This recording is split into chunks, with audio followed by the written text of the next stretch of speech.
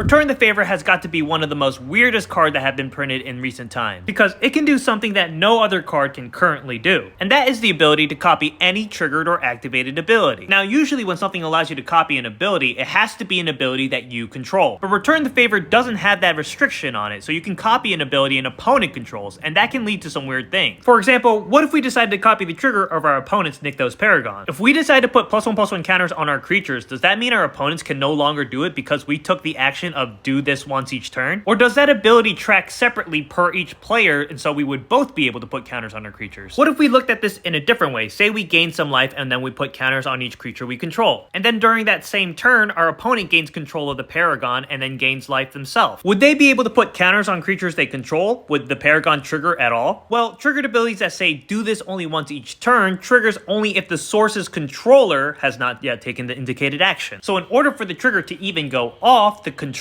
of the source has to have not taken the indicated action. So when I controlled this thing, when I put counters on it, I can no longer take that action. But when my opponent gained control of it, they are now a new controller of the source and they can trigger their thing. So in that scenario, the abilities track differently per controller and not per the source. But Return the Favor is different because we're not triggering anything here. We're creating a copy of the ability. And this rule only pertains to being able to trigger the thing, but we're not triggering anything here. We're making a copy. So how would it work in the scenario where if we copy the triggered ability? Unfortunately, there isn't really much in the rules about things that say do this only once each turn. In fact, this is the only ruling on that. But we can look at the Oracle ruling for Nykthos Paragon to kind of get an idea of how those kind of effects work. And this ruling says that if there's multiple instances of that ability on the stack, you can only do the action for one of those instances and the others will do nothing. So do this only once each turn kind of means that it can only be done once each turn per the controller of the source. Now that might all make sense if multiple instances of that ability is controlled by the same player, but what if someone who doesn't control that ability copies that ability? Well, triggered abilities are controlled by the player who controlled its source at the time it triggered. So the player who controlled the Nykthos Paragon obviously controls their own triggers. But for copies of abilities, it's controlled by the player who put that copy on the stack. But even though that copy is being controlled by a different player, that copy has the same source as the original ability, which is from the Nykthos Paragon that's been sitting on that player's board this whole time. Which means that if the controller of the copy decides to take the action of putting +1/+1 counters on their creature, then they've taken the action of do this only once each turn for the controller of that source. In other words, the player that cast Return the Favor got to steal the ability of the Nykthos Paragon from the other player, making the other triggers from that player do nothing.